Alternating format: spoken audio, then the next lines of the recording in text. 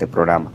Doctor, hablamos sobre las amígdalas primero. Lo hemos hablado en otras oportunidades, pero vamos a recordar cuáles son sus funciones. Bueno, mira, las amígdalas existen, amígdalas, no solamente las amígdalas que todos conocemos que están en la parte posterior de la faringe, a los lados del paladar, sino las amígdalas es un conjunto de un tejido llamado un tejido linfoide, y de ese tejido existe a nivel de la rinofaringe, es decir, en la parte posterior de la nariz, que es lo que conocemos como adenoides. Entonces las adenoides también son un tipo de amígdalas.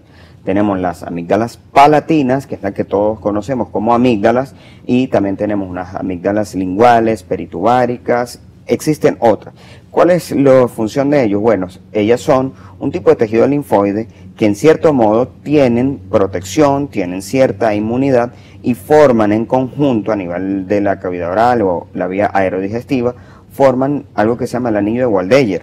¿Y qué es esto? Bueno, esto es un anillo de protección, pero es una primera línea en los primeros años. Entonces, esto es un tema bastante discutible, discutido, y que tenemos hoy la oportunidad de aclarar muchas preguntas. Claro, porque bueno, nos dicen que podemos vivir efectivamente sin las amígdalas, pero ¿qué realmente enferma a nuestras amígdalas?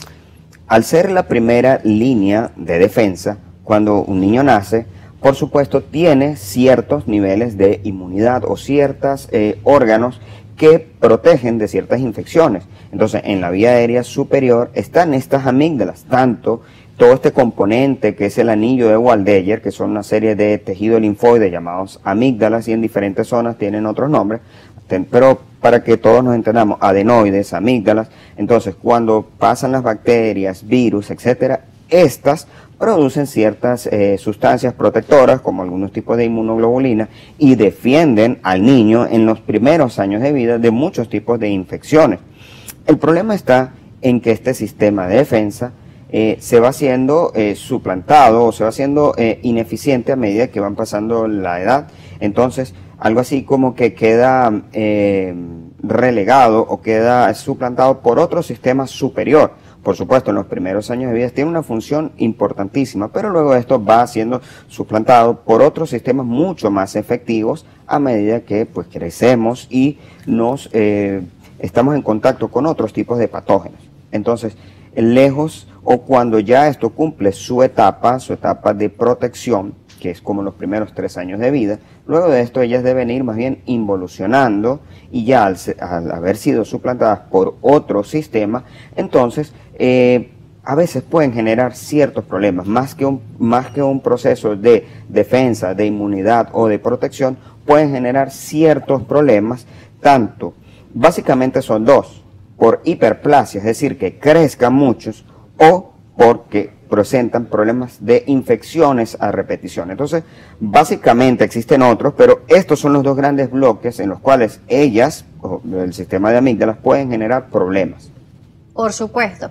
Vemos los niños, como nos dicen, sus primeras etapas de vida son sumamente importantes, son mecanismos de defensa, nos ayuda incluso a proteger nuestro organismo, parte como ese sistema importante. Los niños normalmente, por curiosidad, por sus dinámicas, empiezan a introducir objetos de muy pequeño a su boca, sean juguetes o sean instrumentos que a veces consiguen, o incluso en la misma escuela, los lápices, los creyones, algún instrumento que van colocando en su boca, que incluso a veces los adultos hacemos estas prácticas que no son tan sanas, y esto puede ocasionar entonces esa inflamación, esa amigdalitis. Sí, claro, todo lo que llevemos a la boca puede generar algún proceso infeccioso. En las amígdalas en específico existe algo llamado unas criptas, y esta entidad es muy importante. Las criptas son como esos huequitos que vemos que están en las amígdalas. Entonces esos huequitos o esas criptas están allí para hacer un trabajo más efectivo cuando el patógeno pasa. Entonces ellas se quedan allí y se empieza a producir el proceso de defensa. Y estas criptas incluso son un problema en la edad adulta, porque allí se va acumulando incluso la comida, y son esos tipos de amigdalitis gaseosa que generan mal aliento en el adulto.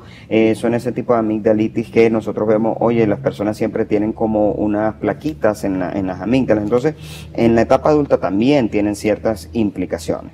Por supuesto. Por acá Vicente nos dice, lo más efectivo es suplementar a los niños con el calostro. Bueno, es esa primera sustancia que sale al momento de amamantar al bebé. Eso sí nos ayuda a una inmunidad, totalmente. Totalmente, es lo mejor. Definitivamente somos creados de una forma perfecta y eso es lo mejor. Saludamos a todos los que nos están escribiendo por acá, nos están escribiendo de diferentes partes del país, fuera del país, desde Villa de Cura también nos saludan por acá, doctor, y nos preguntan que cuál es la mejor decisión o cuál es el mejor momento para sacarlas. Pero antes de irnos a este punto justamente, vamos a hablar de los tratamientos. ¿Hasta qué punto se puede tratar con medicamentos orales? O si existe algún tipo de gárgara realmente que ayude. Y vamos a hablar un poco de los mitos y realidades antes de irnos a la extracción de las cordales, ¿le parece? Claro. Mira, el tratamiento médico es un tratamiento definitivamente muy bueno hasta cierto punto. Cuando, por lo general, las amigdalitis agudas, sobre todo en los niños, son de origen viral. Entonces, es importantísimo no automedicar o no medicar al niño con antibióticos. Por lo general, no vamos a nombrar el tipo de antibiótico, claro, porque no es lo que compete a este programa, pero sí hay muchísimas personas que apenas el niño tiene un proceso agudo, entonces le dan un tipo de antibiótico por un esquema que no es el adecuado, y en la mayoría son virales. Entonces lo que estamos haciendo es una resistencia bacteriana.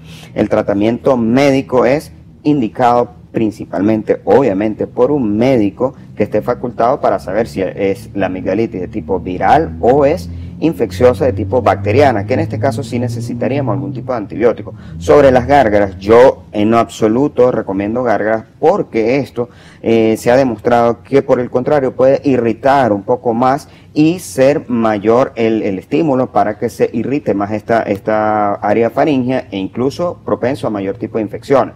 En el caso de las adenoides, si hay un tipo de tratamiento que nosotros intentamos colocar por un periodo, depende de la edad del niño, sobre todo que se basa en algún tipo de esteroides tópicos para poder controlar el sobrecrecimiento o la hiperplasia de esta amígdala rinofaringea o adenoide. Para que esta no crezca tanto, nosotros a veces mandamos algún tipo de tratamiento, pero a veces es inefectivo, otras veces es efectivo. Por supuesto, doctor. Vamos a irnos a una pausa aquí en Noticias Global.